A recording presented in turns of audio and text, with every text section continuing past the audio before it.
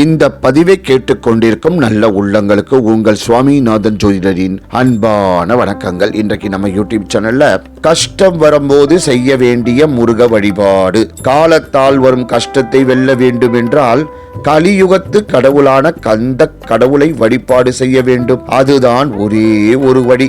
கண் கண்ட தெய்வம் முருகனை வழிபாடு செய்யக்கூடிய ஒரு பழமையான வழிபாட்டு முறையை தான் இந்த பதிவின் மூலம் நாம் தெரிந்து கொள்ள போகின்றோம் மக்களே. அதற்கு முன்னாடி நம்ம யூடியூப் சேனலை எல்லாம் சப்ஸ்கிரைப் பண்ணுங்க, ஷேர் பண்ணுங்க, லைக் பண்ணுங்க. பதிவுக்குள்ள போயிடலாம். இப்போது பலவிதமான பரிகாரங்கள் பலவிதமான முறைகளில் வந்திருந்தாலும் இந்த பரிகாரத்துக்கு கொஞ்சம் பவர் அதிகம்தான். உங்களுக்கு கஷ்டம் வரும்போது எல்லாம் இந்த பரிகாரத்தை செய்து விடுங்கள். கஷ்டம் வந்த தடம் தெரியாமல் மறையும்.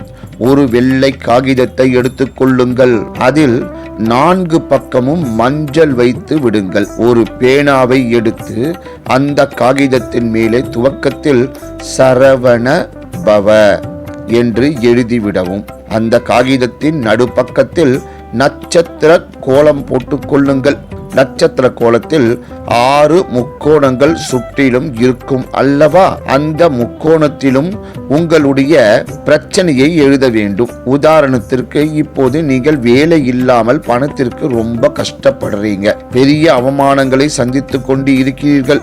அந்த கஷ்டத்தை கொண்டு போய் அந்த கட்டத்திற்குள் எழுதக்கூடாது. நல்ல வேலை கிடைத்து கை நிறைய சம்பாதிக்க வழிகாட்டு என்று அந்த 6 கட்டத்துக்குள்ளேயும் எழுதி நடுவில் ஓம் என்ற வார்த்தையை எழுதி இதை அப்படியே சுருட்டி ஒரு நூல் போட்டு கட்டி உங்கள் வீட்டில் இருக்கும் முருகர் திருவுருவ படத்தில் பாதத்தில் இந்த நூலை கட்டி விட வேண்டும். மஞ்சள் நூல் கொண்டு கட்டி கொள்ளுங்கள் போதும். முருகனது திருவுருவ படத்தில் மேல் பக்கத்தில் போட்டால் அது மாலை போல் இருக்கும். ஆனால் நீங்கள் எழுதிய இந்த கோரிக்கையை முருகர் கால் பாதத்தில் கட்டிவிட வேண்டும். அவ்வளவுதான். இந்த பரிகாரத்தை செய்து முருகருக்கு செவ்வரளி பூ போட்டு விளக்கேற்றி பிரார்த்தனையை செய்து கொள்ளுங்கள்.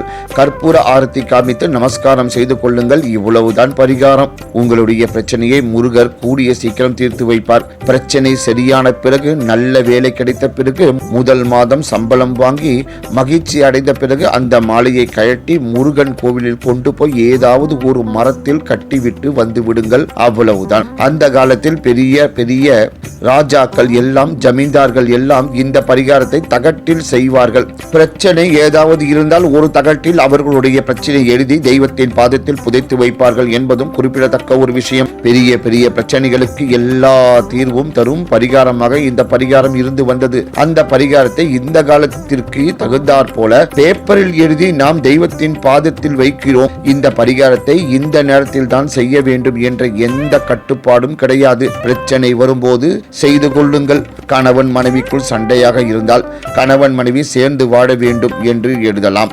கடன் சுமை அதிகமாக இருக்கிறது என்றால் வருமானம் அதிகரிக்க வேண்டும் என்று கோரிக்கையை எழுதி முருகன் பாதத்தில் வைக்கலாம். என்ன கேட்டாலும் முருகன் தட்டாமல் உங்களுக்கு கொடுத்து விடுவார். உங்களுக்கு முருகர் மீது நம்பிக்கை இருந்தால் இந்த பரிகாரம் உங்களை தேடி வந்திருக்கும் கஷ்டம் தீர்க்கும் பரிகாரமாக நினைத்துக் கொள்ளுங்கள் என்று கூறி இந்த சிறப்பான ஆன்மீக பதிவை நிறைவு செய்கிறேன். நன்றி, வணக்கம், வாழ்க வளமுடன்.